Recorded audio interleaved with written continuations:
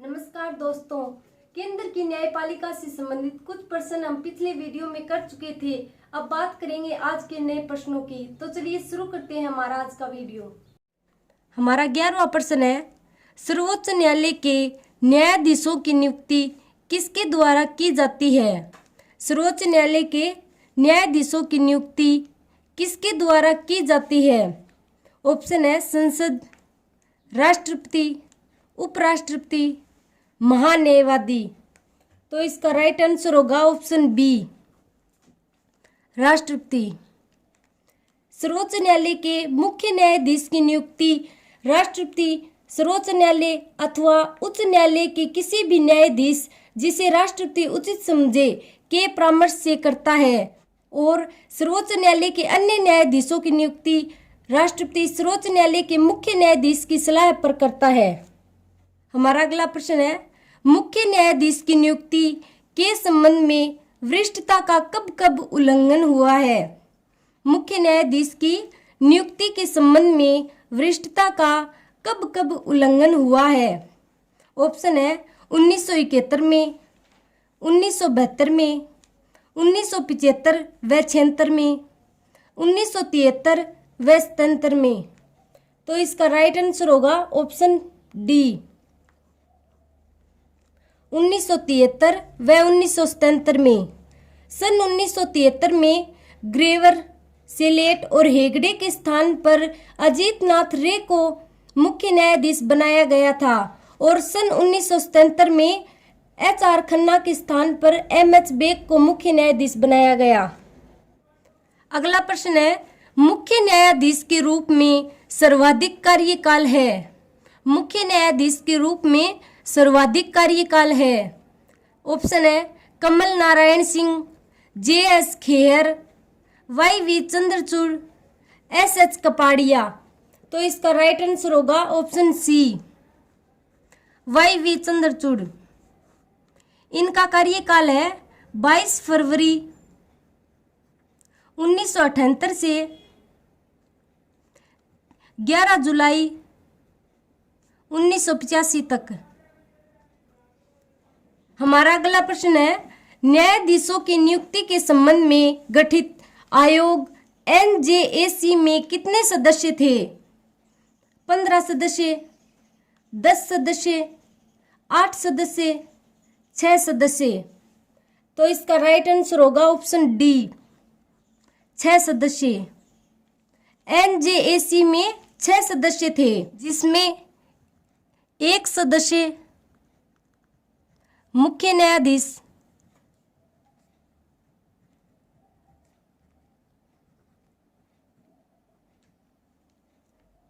2 सदस्य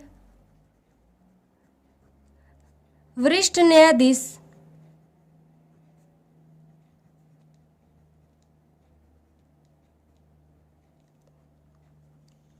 2 सदस्य कानून की ज्ञाता,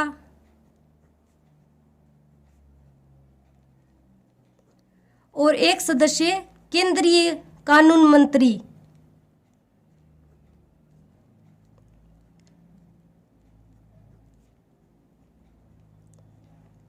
कुल 6 सदस्य NJAC आयोग के सदस्य थे। अगला प्रश्न है, सर्वोच्च न्यायालय के न्यायाधीशों को सिद्ध कदाचार एवं कार्य क्षमता के आधार पर किसके द्वारा हटाया जा सकता है? सर्वोच्च न्यायालय के न्यायाधीशों को सिद्ध कदाचार एवं कार्य क्षमता के आधार पर किसके द्वारा हटाया जा सकता है? ऑप्शन है संसद, राष्ट्रपति, उपराष्ट्रपति, उपर्युक्त सभी। तो इसका राइट आंसर होगा ऑप्शन ए, संसद के द्वारा।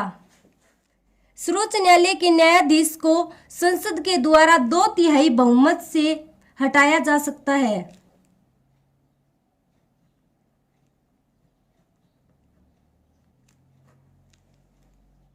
अगला प्रश्न है, सर्वोच्च न्यायालय के एकमात्र न्यायाधीश जिनके खिलाफ महाभियोग प्रस्ताव लाया गया।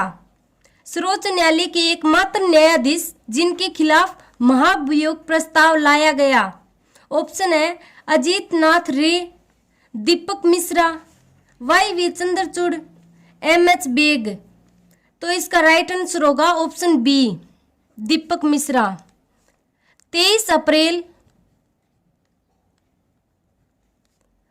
2018 को मुख्य न्यायाधीश दीपक मिश्रा के खिलाफ महाभियोग प्रस्ताव लाया गया था, जो कि पारित नहीं हुआ। अगला प्रश्न है, न्यायाधीश के खिलाफ महाभियोग की प्रक्रिया संसद के किस सदन से शुरू की जाती है? न्यायाधीश के खिलाफ महाभियोग की प्रक्रिया संसद के किस सदन से शुरू की जाती है? ऑप्शन है लोकसभा, राज्यसभा, किसी भी सदन में, उपर्युक्त में से कोई नहीं।